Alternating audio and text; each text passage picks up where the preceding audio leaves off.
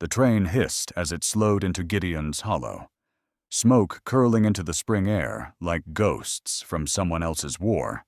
It was the kind of morning that wore the memory of winter like a forgotten scarf chill still clung to the wind, and the sun struggled behind a gauzy veil of clouds. From the window of the last rail car, Clara Wynne could see the town before she stepped foot on it. One church, 2 saloons, a general store with its sign askew, and dust that seemed determined to reclaim everything upright and living. Inside her glove, Clara rubbed the edge of a letter. Once it warmed her. Now it burned cold, distant. The words still echoed. I believe we could find comfort in each other. She stepped down, expecting a new beginning. What she got was silence, and eyes that watched like wolves. No one greeted her. A group of boys, no more than 20, lounged near the saloon porch, their boots propped and their smirks loud. One elbowed the other as Clara lifted her head, posture unflinching, as though dignity alone might shield her from ridicule. She waited. From behind the depot building, a man emerged. He was taller than she'd pictured from the photograph, tucked into the letter, lean in the shoulders, but thick in the chest, with a sun-darkened face and a mustache that curled slightly at the ends. His coat, a duster the color of sand, bore the wear of trail miles. A revolver rested casually on his hip. Josiah Flint. Her breath caught not from attraction, but from the gravity of finally meeting the man who'd written her such fine, careful words. The man who said he'd lost his wife 5 years back and longed for the company of a steady woman. The man who called himself honorable, who said he admired strength in a woman's eyes. He stopped in front of her, his boots thudding dull on the plank floor of the platform. His gaze swept her up like wind through dry leaves detached. Appraising. I thought you were younger, he said flatly. Clara blinked. The wind caught the hem of her skirt, snapping it against her ankles. You never asked my age, she said. Didn't need to, he muttered. That letter. Thought that was Miss Springton, or whatever it was. Her throat went dry. She pulled the letter from her pocket, holding it out as though ink could hold him accountable. You wrote me. Mr. Flint. I know what I wrote, he snapped, looking away. Wasn't expecting someone. His voice trailed off, lips pressing into a thin line. Someone past childbearing. Clara's cheeks flushed. The boys on the porch snickered, one of them whistling low and sharp. You wrote of companionship, she said, steady despite the heat climbing her neck, of wanting someone dependable. I want sons, Josiah said, folding his arms. Heirs, a legacy. Someone done with that kind of life well. That ain't what I need. He started to tip his hat, a farewell gesture laced with discomfort. Clara's voice, when it rose again, was steel-laced velvet. You already have. Josiah Flint. You humiliated me. He paused, jaw tight. I'll pay for your train ride back east. I sold everything I had to get here. He didn't answer. He turned and walked off, boots crunching into gravel, leaving Clara on the platform like a forgotten crate. Behind her, laughter rose again. One of the boys called out, Need help carrying that bag. Ma'am. The laughter that followed was mean-spirited and eager. She said nothing. She simply tightened her grip on the handle of her carpet bag and stepped down into the dust, her spine ramrod straight, her shadow long and alone. There was nowhere to go, no room booked, no friend waiting, just a stranger's letter and the broken truth behind it. She wandered, past the closed post office, with its boarded windows and half-buried wagon wheels, past the livery barn that stank of hay and old animals. By sundown, Her boots were coated in a chalky layer of dust, and her stomach was hollow with ache. The air cooled fast in Gideon's Hollow. Desert winds had no patience for slow transitions. She found herself drawn beyond the edge of town, the buildings thinning, the silence deepening, when her legs could carry her no further. She found a dry creek bed and sat, the bank beneath her crumbling in thin layers. The wind toyed with loose strands of her hair, pulling silver curls from her bun. Somewhere in the distance, a coyote howled. She'd been a wife once, briefly a mother, a seamstress for 3 decades, a nurse to her dying neighbors. She had folded hands and bit her tongue, like a good woman did. And here she was, beneath a sky bruising into night, in a town that didn't care if she had breath left or not. I should have stayed home, she thought. Should have faded, like all the rest.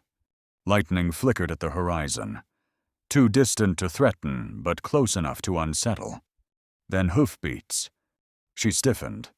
A voice called out from the shadows near a cottonwood grove. "You lost." "Ma'am." She turned, hand tight on her bag. A man on horseback emerged from the dark. His coat, black and dusted with the road, shifted with the wind. A lantern hung from his saddle, casting flickering gold across his face, square-jawed, lined, and sharper in the eyes than she expected. "I don't take kindly to being snuck up on," she said, standing slowly. "Didn't mean to," he replied calmly. "Saw you walking toward the gulch. That's no place to be after dark. I've seen worse." He looked at her for a long, assessing moment. "I believe that." He dismounted, didn't offer his name yet, just held the reins and stood a respectful distance. "I've got a cabin near here. Food, a fire. Looks like you could use both." She hesitated. The offer was kind, but she had learned the hard way that kindness could be a prelude to cruelty. "I don't expect anything," he added. "Just shelter. This storm's going to break soon." She looked skyward. The clouds were boiling now. Her legs ached. Her pride had already taken enough beatings for one day. "I suppose," she said. "Thank you." He nodded and extended a hand to help her mount. His palm was warm, surprisingly so. She let him pull her up, settling behind him on the horse's saddle. They rode in silence, the only sound the wind and the creak of leather.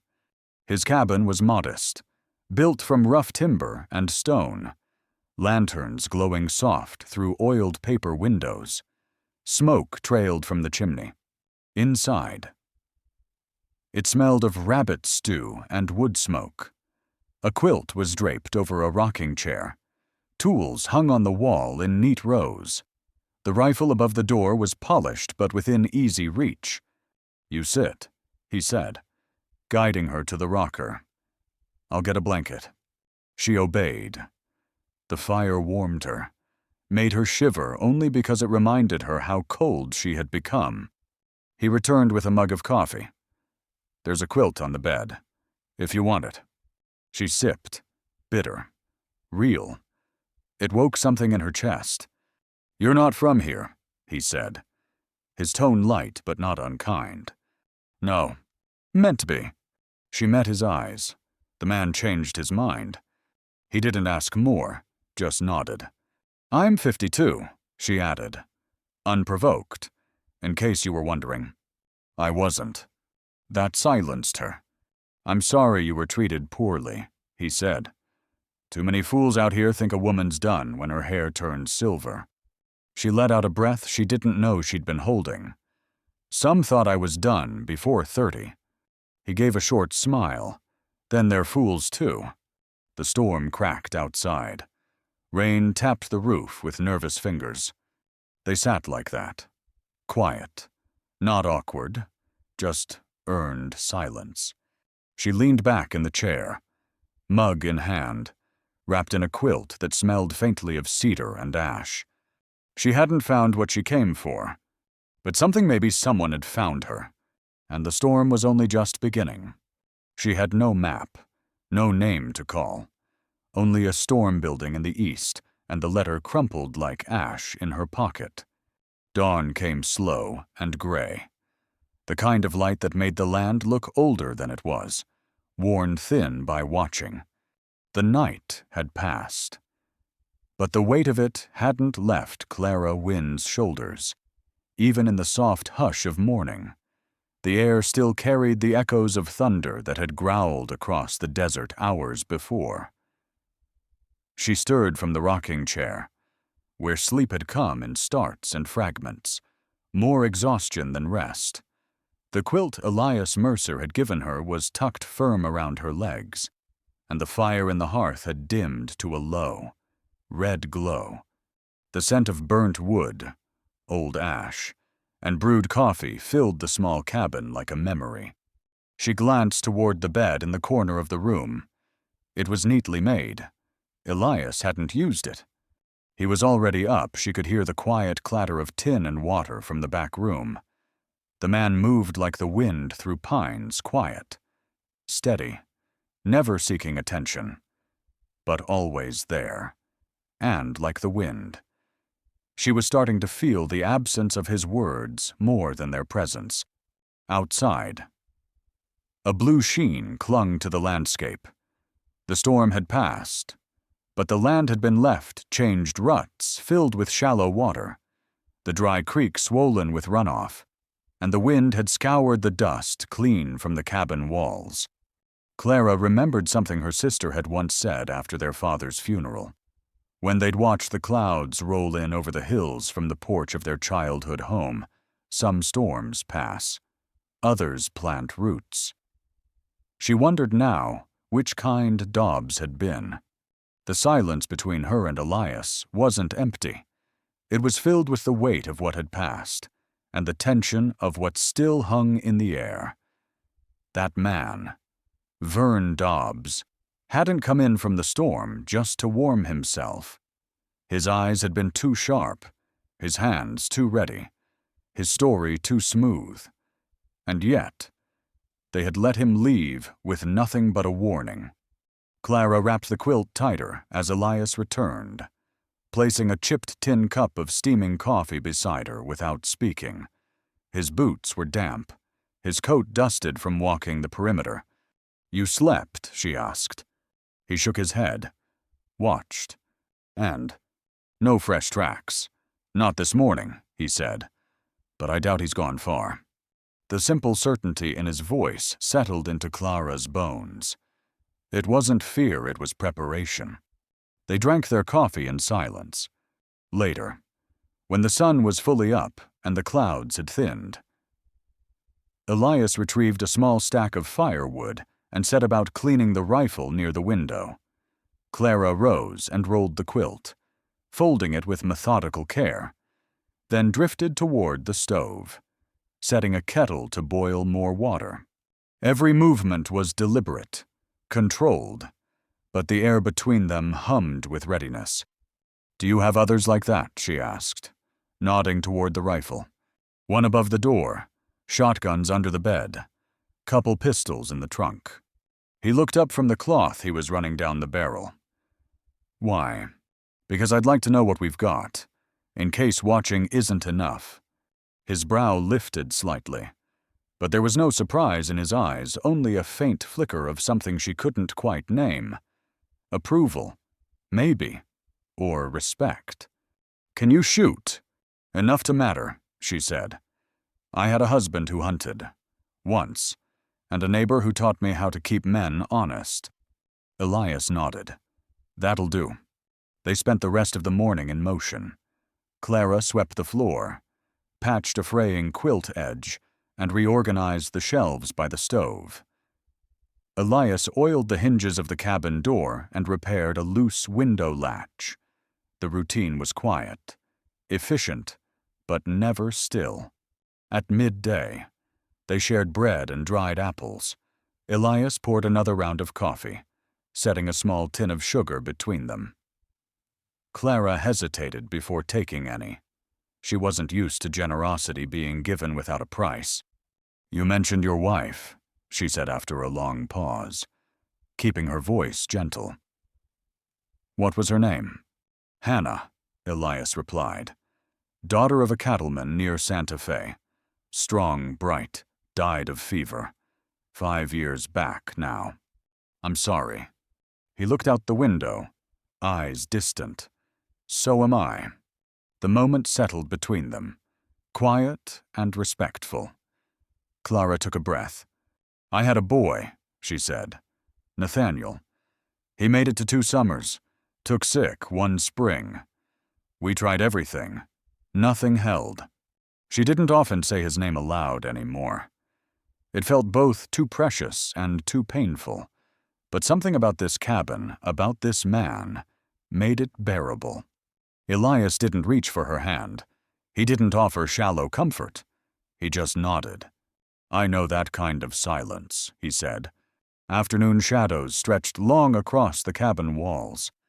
A breeze crept in through the cracks, curling around their ankles, lifting dust from the floorboards. They prepared for the night. Elias checked the windows again. Clara boiled water and cleaned the mugs. The storm had passed, but the unease had not. As dusk came, they sat once more by the fire. Elias cleaned his nails with a small folding knife. Clara stitched a tear in the sleeve of her coat. "I thought I came west for a man," she said quietly, "to start something new. But I think I came to be seen, to not be invisible anymore." Elias didn't speak right away. When he did, his voice was low. "Then let me keep seeing you." Something fragile and warm bloomed in her chest. Not romance. Not yet. But recognition. Not pity. Not possession. Just presence. The sun dipped behind the hills, leaving only the firelight and the quiet creak of settling wood. Outside, the wind had gone still. A horse's whinny cut through the silence, sharp and sudden. Elias rose without a word, the knife dropping to the floorboards. He reached for the rifle near the window. He's come back. By the time the first fiddle sang through the rafters of Gideon's community hall. Clara's hands had stopped shaking, but not her heart. Evening had painted the town in copper and ash. Gideon's hollow, dusty and forgotten most days, glimmered under the flickering oil lanterns strung across the porch beams and crooked window sills of the hall. It smelled of warm sawdust, wax polish, and boot-leather simple things that still held power when wrapped in music and voices.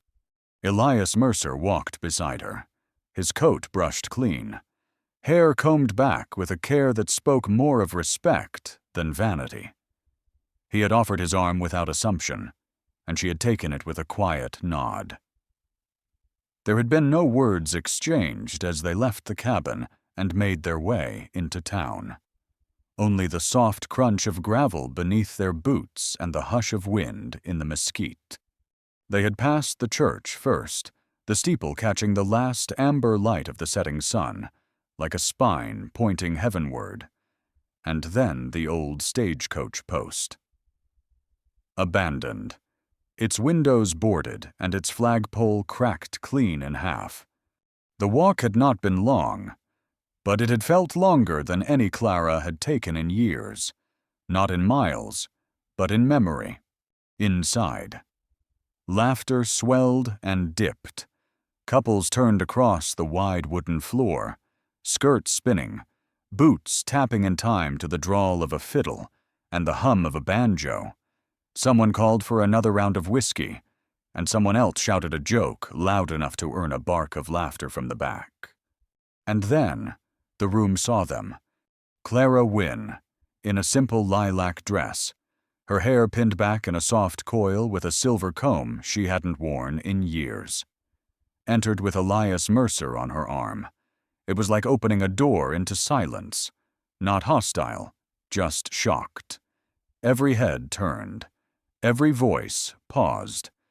The heat that rushed into Clara's chest was not from the lanterns or the fire roaring in the corner hearth. It was the same flush that had risen on the train platform, when Josiah Flint had turned away and let the town laugh. But this time, she did not flinch. She lifted her chin and met their eyes one by one, not in challenge, but in presence. She did not smile. She did not shrink. She simply stood there, as if she had always belonged. Elias gave a respectful nod to the few faces he recognized. A rancher near the far wall, the widow who ran the dry goods store, one of the sheriff's boys, sitting near the punch table with his hat in his lap. No one said a word. Then the music struck up again, not because the crowd told it to, but because silence had never been the tune Gideon's Hollow liked best. Elias turned to her. "Dance with me." Her mouth twitched, halfway between worry and warmth. "I haven't in years." "Neither have I. Will be terrible." He smiled. "Good. Then we'll match." He held out his hand. Open, calloused, honest. Clara placed hers in it. Their first steps were clumsy.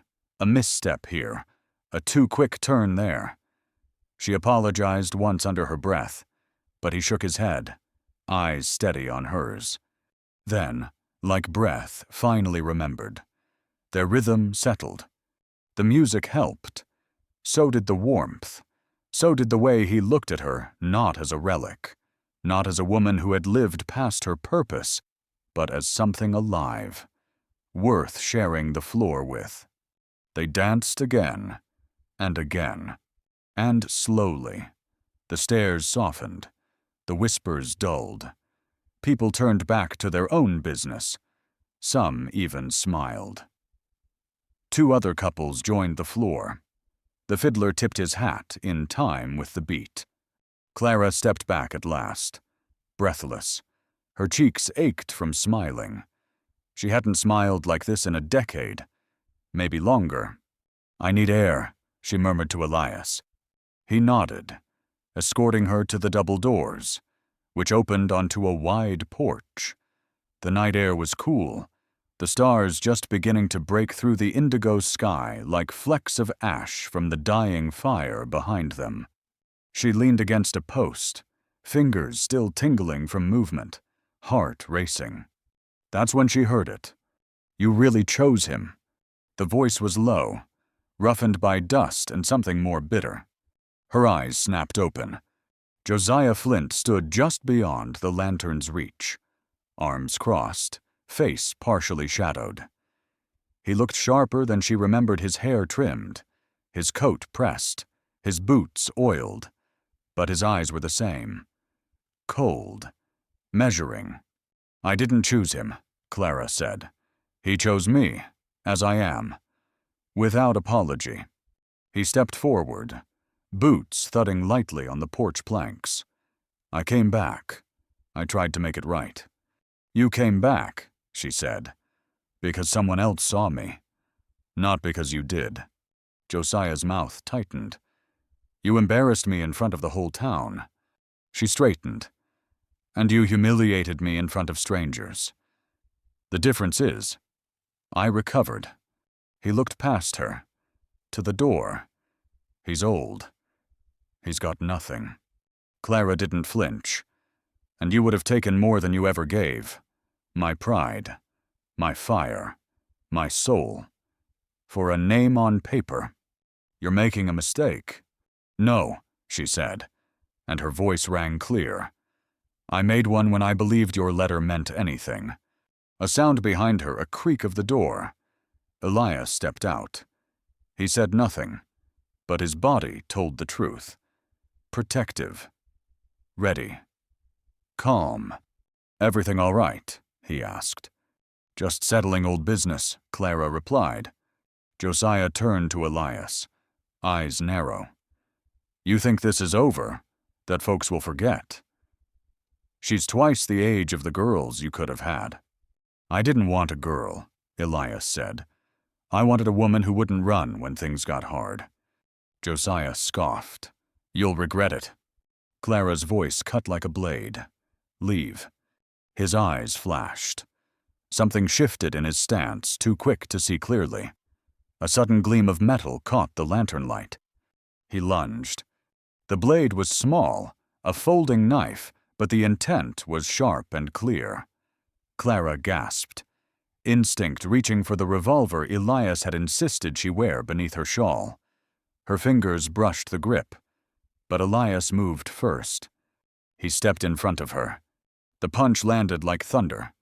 Elias's fist cracked into Josiah's face, and the blade clattered to the porch. Josiah stumbled back, blood rushing from his nose, eyes wide in stunned disbelief. Elias did not speak. He didn't need to. He raised Clara's revolver now in his hand, steady and silent. "Pick that up," Elias said, voice low, "and it'll be the last thing you touch." Josiah looked between them, bleeding, humiliated, cornered. And he knew. He turned and staggered down the porch steps, vanishing into the dark. Clara stood still, hand pressed to her chest, breath caught. Elias turned to her, his eyes searching. "Are you hurt?" She shook her head, then found her voice, just angry. He stepped closer, brushing hair from her temple. "You were magnificent." A soft breath of laughter escaped her. Shaky. Real. "I'm sorry he ruined the dance."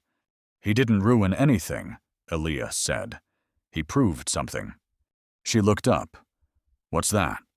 "That your worth has never depended on the approval of men like him." The words landed deep past the place where Josiah's blade had threatened, past every wound she had carried since the train ride west. They didn't stitch her closed, but they told her she wasn't bleeding alone. She drew a long breath. "I was afraid that no one would ever see me again." "I saw you," Elias said, "the moment I found you standing in the rain." And then he reached into his coat pocket. Her breath caught as he pulled out a small velvet ribbon, frayed at the edges, soft with years. "This was my wife's," he said. "She wore it every day after we married. I kept it. Thought maybe I'd never give it to anyone else." He held it out. Clara stared at it. Her hand trembled when she took it. He wasn't asking for her past. He was offering her a future. "I'm not what most men want," she whispered. "I'm not most men," Elias said, "and you're everything I didn't know I needed." She closed her fingers around the ribbon. It felt like a vow. Not loud, not grand, just real. They stood there on the porch as the music resumed inside. A new song, slower, meant for holding someone close. Clara leaned into him, forehead to his, the ribbon draped between their joined hands. "Then let's begin again. Before the night forgets we were here." The fire had burnt down to coals when Elias placed the ribbon in Clara's hand, the one his wife used to wear like a promise. It was late, nearly midnight, and the hush of the land stretched wide outside the cabin walls. The wind had softened to a whisper that passed between the eaves like a blessing. Inside, the room was still alive with the faint scent of ash and wool, the burn of cedar from the hearth, and the familiar creak of wood settling into silence. Clara sat in the rocking chair by the fire, the velvet ribbon resting lightly in her palm, its edges worn, the color faded to a soft red-brown like desert clay. She hadn't spoken for several minutes, not because she didn't know what to say, but because she knew the weight of this moment wasn't in the words. Earlier that evening, she'd walked through Gideon's Hollow, holding her head higher than she ever had. She'd danced in the center of a room where whispers used to follow her like shadows. And when Josiah Flint had tried to take from her again, she hadn't broken. She had chosen herself. Elias was quiet as he moved through the cabin, setting a kettle on the stove, stoking the coals until a slow orange glow stretched back into the walls. He didn't speak either. Not yet. He knew better than most when silence served better than speech. And Clara, in this warmth, in this room no one else knew but him, felt something she hadn't felt in years. Not youth, not the illusion of it, but something better presence. She stared at the ribbon and thought about the first time she'd ever worn one. Her mother had tied it into her hair the morning of her 8th birthday. She remembered the mirror, the tightness of the bow, the light in her mother's face. That girl had once believed love was a given, something that arrived when the time was right. Now she knew love was something else entirely. "You ever think it would feel like this?" Elias asked, his voice quiet as he poured 2 mugs of coffee, black and hot. Clara looked up. "No, I thought it would be louder." He smiled and passed her the tin mug. Peace doesn't have to shout. They sat by the fire again, as they had that first night. This time. The quiet wasn't filled with watchfulness or uncertainty. It was full of something rooted, shared. Clara curled her fingers around the mug, savoring the warmth. "When I first read Josiah's letter," she said, "I imagined he'd be the one who would see me again, as a woman, not as a fading thing. I gave that hope so much weight. Too much. Maybe." "He didn't see you," Elias said. "He saw someone he could shape. You didn't bend. He hated that." She nodded, the firelight catching in her hair, glinting off the silver that curled at her temples. The shame was thick, on the platform, and again outside the hall. But it didn't stick this time. "Because you know who you are now," Elias said. "I think I always did," Clara replied. "But now I'm not afraid to show it." They didn't speak for a while. Outside, an owl called once, somewhere farther off. A distant coyote yipped, then went quiet again. Clara glanced toward the cabin door. "Do you think he'll come back?" "Josiah." She nodded. "He's a coward," Elias said. "Cowards circle back when they think no one's watching. I'll be ready." "I know." He rose, stepping to the window to check the shadows outside. The sky was clean now. A full field of stars stretched from ridge to ridge. The storm had long since passed, but it had left something behind, something raw and waiting. "I was afraid," Clara said behind him, her voice softer now, "that no one would ever see me again, that I'd come all this way to learn the world had no room left for me." Elias turned. "I saw you the moment I found you in the rain. A woman who'd walked through fire and didn't burn, just learned how to carry the heat." She stood slowly, walking toward him with the ribbon still in her hand. She didn't tie it into her hair. Not yet. She just held it. "What happens now?" she asked. "That depends on what you want. I want a place to sit when I'm tired. A man who walks beside me, not ahead. A life that doesn't ask me to shrink." "You already have that here," he said. The cabin glowed like an ember in the dark, a single warm speck against the wide black of the frontier. They didn't speak again for a while, just stood there, together. She returned to the dishes stacked in the basin near the stove and began to wash them, humming softly. Elias leaned in the doorway, watching her with quiet amusement. In the space between them, something steady had taken root.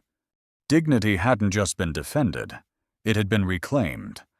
The sky was a watercolor of violet and rose as dusk settled over Gideon's Hollow. From the rise, near the edge of town, the chapel's steeple caught the last amber light of day, casting long shadows over the road and weather-worn rooftops. Clara stood beside Elias, hands clasped in front of her, the shawl around her shoulders fluttering in the breeze. They hadn't spoken much since Josiah's visit 2 days ago. They hadn't needed to. The silence between them no longer felt hollow.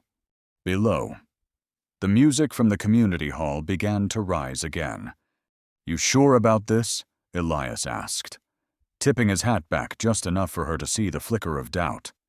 No, Clara said, with a wry smile, but I'm going anyway. He offered his arm. She took it. Then let's begin again. Before the night forgets, we were here. Morning crept into the cabin, slow and gray, dragging the scent of damp earth and ash. The storm had been gone for days, but its fingerprints lingered in the pooled mud beneath the porch, in the smell of scorched cedar from the stove, in the slanted silence between each breath. The kind of silence that didn't soothe, but waited, like a held breath. Clara Wynne stirred first. She sat up slowly in the rocking chair, the patchwork quilt slipping from her shoulders. The cabin was dim, lit only by the last embers of the hearth, and a faint wash of pale light through the window's thin curtains. Her eyes adjusted quickly. Years of rising before dawn had trained her body to greet the day before it called her by name. Her gaze slid toward the far corner near the door, where the stranger Vern Dobbs still lay, wrapped in the spare blanket Elias had thrown to him. But something was wrong. His breathing was too even, too quiet, too timed. Clara didn't move all at once. She rose like dust in dry light, careful not to creak the floorboards beneath her bare feet. Elias was already awake. He sat in the wooden chair near the table, sipping coffee from a tin cup, eyes heavy-lidded but alert. The rifle leaned against the wall behind him, no more than a breath from his reach. Their eyes met across the cabin, and no words passed between them. They didn't need them. That man was still dangerous. Clara moved to the stove, lit a small flame, and set water to boil. The act was routine, but her hands moved with a purposeful rhythm. She reached into the cupboard for the second mug, noticing how her fingertips hovered too long on the revolver, now hidden beneath the top shelf placed there quietly the night before. Just in case. Behind her. The floor shifted. The blanket rustled. Dobbs sat up with a groan, stretching like a man waking from honest sleep. He rubbed his jaw, scratched the back of his neck, and rose slowly, the blanket dragging across the planks. "Morning," he drawled, voice scratchy from the night's damp. "Appreciate the hospitality. Not all folks this side of the river are so generous." Neither Clara nor Elias replied at first. She poured him coffee in silence and handed it to him without warmth. Dobbs took it with a nod, grinning a little too wide.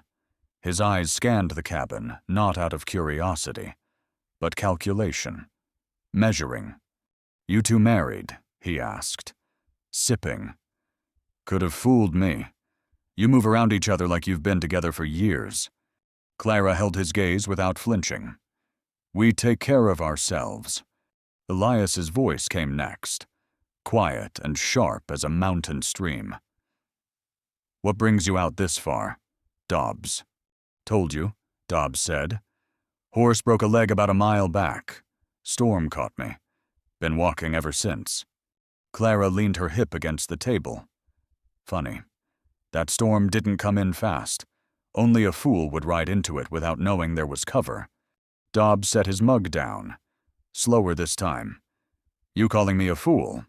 Elias didn't blink, just wondering why a man with no pack, no saddlebag, and a clean shirt walks into a cabin looking like he's just stepped off a riverboat.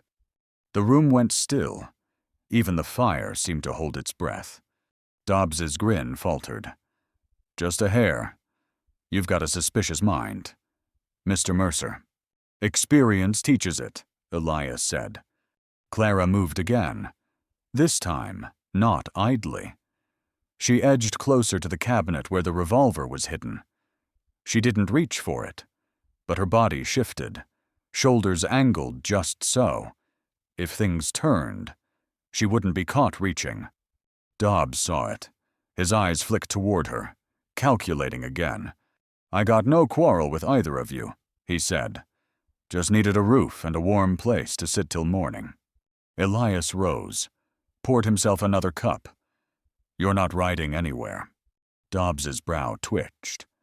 What's that supposed to mean? You said your horse broke its leg. You didn't leave any tracks. We checked. There's no sign of a horse outside. Now the mask cracked. Dobbs set the tin cup down, slowly. But his fingers were too close to the blanket he'd discarded near the door. Clara caught it. Her hand moved without sound. One breath, then another. Then Dobbs lunged. He didn't go for the door. He went for the rifle. Elias had expected it. He turned just as Dobbs's hand reached for the barrel, and the two men slammed into the wall, the chair clattering backward. A grunt, a curse, the sharp scrape of boots on wood. Clara did not scream. She did not freeze. She pulled the revolver from the cabinet and cocked it in one motion. "Let go," she said, her voice a bell sharp and ringing. Dobbs froze, his hand still on the rifle. His breath heaved in short bursts. His eyes flicked toward the revolver now aimed at his chest. "I said let go," Clara repeated. Slowly, he obeyed. Elias stepped back, rifle now in his hands, barrel aimed square. "You don't look like much," Dobbs sneered, eyes locked on Clara. "Old woman with a pistol."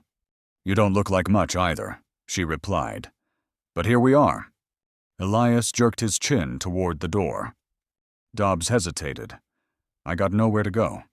"That's not our problem," Clara said. "You walked in lying.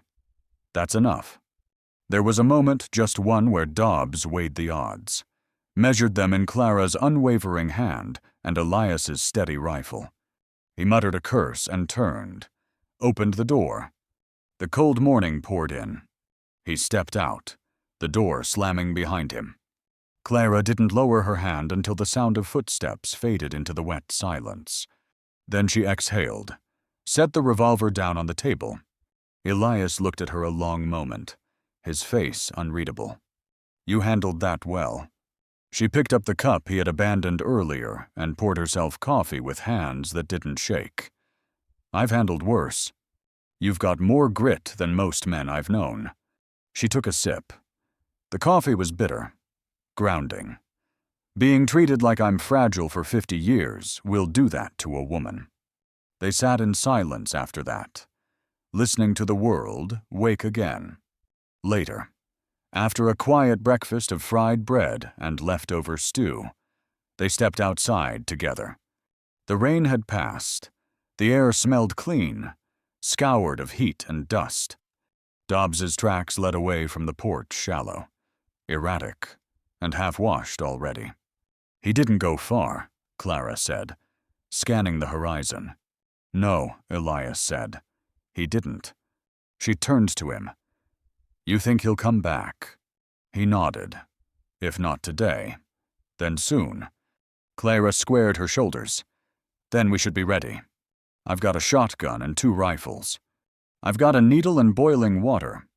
That made him laugh a short, dry bark that lifted the weight between them for a beat. They returned inside. Clara rolled up her sleeves and helped Elias repair a broken fence post that had been loose since the storm. The work was simple, but not easy. Her hands turned red and blistered from gripping rope and lifting weight. Elias watched her, but not like a man unsure, like a man surprised to find how natural it felt not to be alone. She didn't ask for rest, didn't wait to be told what came next. She moved like someone who'd decided to survive a long time ago and was only just remembering how to live. By evening, the cabin felt different, not safer, but stronger. Not a place to hide, a place to hold. Over supper, Elias broke the quiet. "There's a dance in town Saturday." Clara raised an eyebrow. "You dance?" "Not well, but I figured maybe we could give the town something to talk about. You're not worried what they'll say. They'll say I brought the most dignified woman in 3 counties. Her mouth twitched into a smile. I'll think about it. He nodded, not pressing, but something settled in his expression. Later, while washing dishes, he said again, without looking up, "You know Josiah's a coward." She passed him a plate to dry. Cowards always hide behind rules. Too old, too poor, too plain they make excuses so they don't have to admit they're afraid of strong women. Elias looked over. "You're not just strong. I'm terrified," she said. "But I act anyway. That's the difference." Their eyes met. The moment stretched. Elias stepped closer. "I'd like to court you properly," he said, "if you'll let me." Clara studied him, dish towel in hand. "I'm not a girl," she said. "I'm not here to be wooed like one." "I don't want a girl," he replied. "I want a woman who knows her mind, who knows her worth." She dried her hands on the towel. The sky was a watercolor of violet and rose as dusk settled over Gideon's Hollow. The wind rolled down off the hills in soft sighs, catching the loose corners of shawls and the ends of ribbons, lifting the day's heat just enough to remind folks the desert was always cooler after dark. From the rise above the town, where dry scrub brushed at their boots and wild grass whispered along the ridgeline, Clara Wynne could see the whole of the hollow laid out in golden haze. The chapel's steeple caught the last amber light, casting a shadow that pointed straight toward the wooden roof of the community hall. She stood beside Elias Mercer, his hand resting just behind her back, not touching, but near enough she could feel the comfort of it.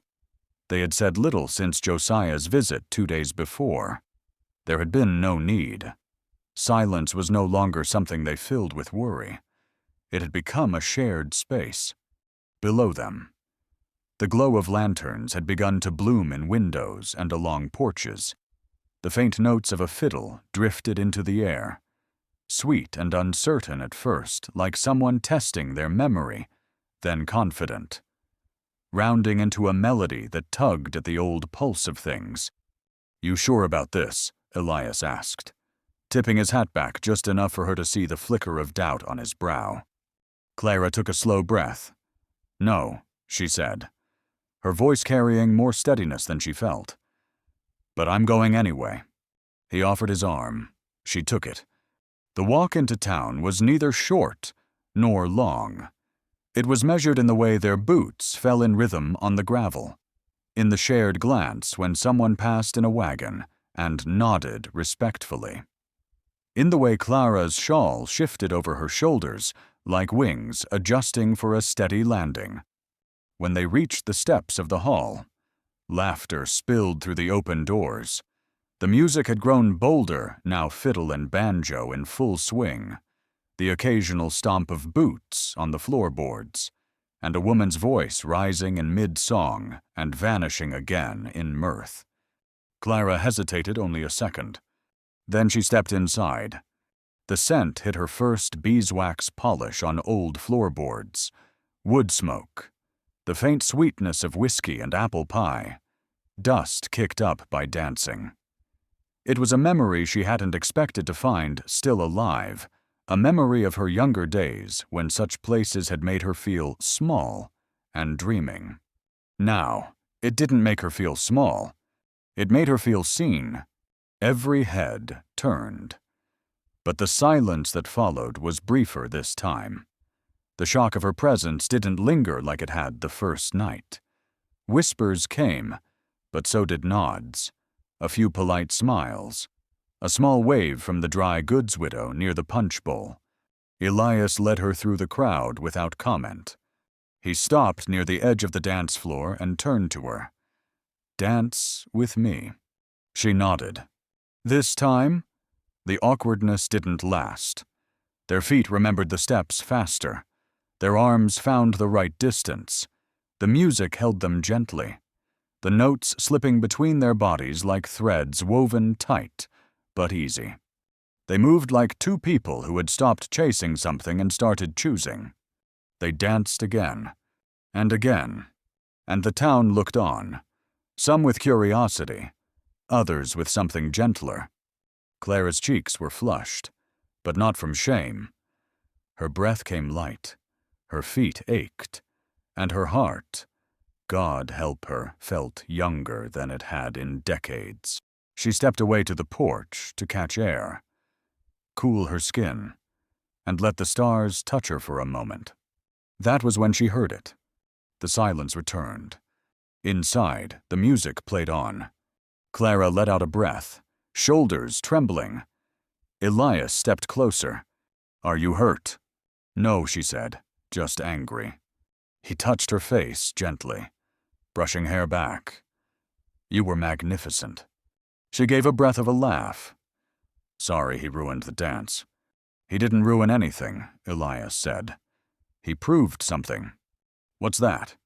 "That your worth never depended on the approval of men like him." Clara's heart swelled at the truth of it.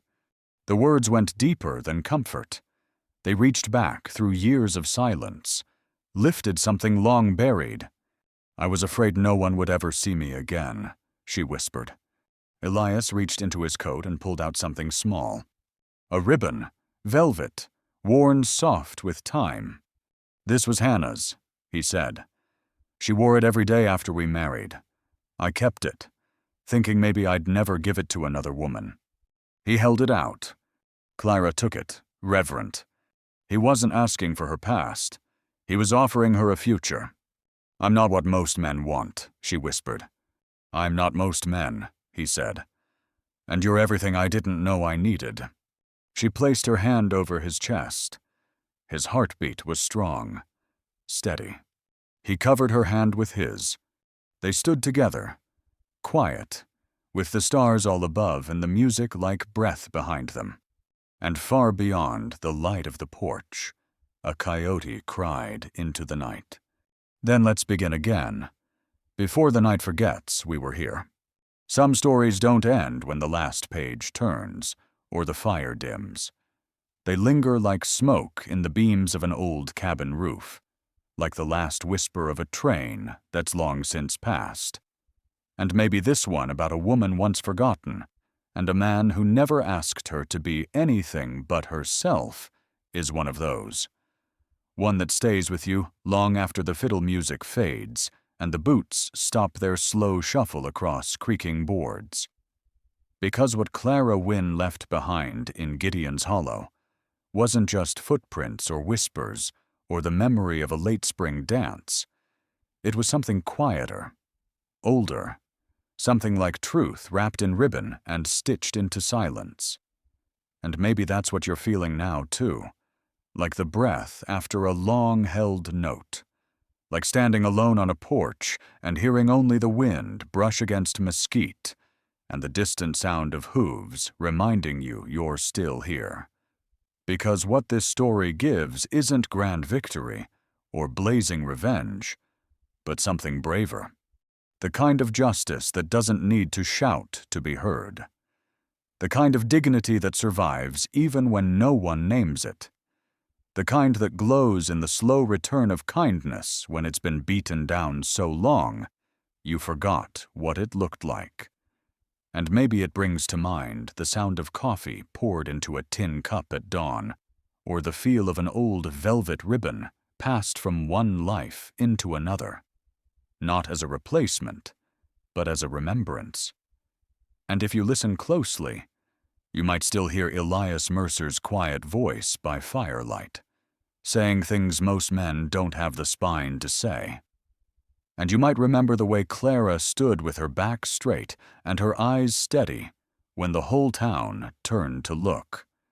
Not because she needed to prove anything, but because she refused to be erased. And you may find your thoughts drifting to dry creek beds and the hush of twilight over hills where wildflowers grow without asking permission. Where stories bloom, not in applause, but in survival. Where the letter that once brought her west now lives folded in a drawer, soft and faded, not for pain, but for remembering how far she came from it. And it's there in the silence between her and Elias, in the way they moved together, even before they dared to call it love. In the steady hand that aimed not to kill, but to protect. In the breathless hush after Dobbs left, and the steadiness in Clara's voice when she said she'd handled worse. Because some women do, and some women always have. And maybe that's the real heart of this story. Not a triumph, but a standing still, unbowed, in the middle of a world that tried to forget you existed. And if you're like me, you'll think of all the women like her, past their so-called prime, called too old, too plain, too late, but still riding out to meet whatever comes with their hair pinned high and their dignity sharper than any blade. And you'll understand that honor can be buried, but it cannot be erased, not by time, not by silence, not by the judgment of men too small to carry truth. Because truth, my friend, doesn't ask to be believed by the crowd. It just asks for one soul brave enough to carry it through the storm. And maybe you'll remember Josiah Flint not for what he did, but for what he couldn't do. He couldn't see worth where it wasn't wrapped in his own reflection. And that is a blindness deeper than any shadow. While Elias Mercer saw her in the rain, not as a remnant, but as a beginning. And maybe that's all anyone ever wants, to be seen not as what's past, but as what still could be. And maybe you'll think of that cabin, not grand or new, but warm, and the way they stood in it together, quiet, present, strong, and maybe you'll feel that same strength rising somewhere in your own bones, a kind of stillness that doesn't need to speak to be known. And if this story lit something in you, like the soft glow of an oil lamp flickering beside a worn book at night, then I hope you'll leave a sign. Not for me, but for all those who still believe in stories like this. In redemption that doesn't rush. In justice that arrives when it's ready. In the forgotten woman who could save a generation of kindness just by standing her ground. And if you believe that, if this story settled in your chest like dust in an old church pew, then type 1 to let the wind know you're still listening.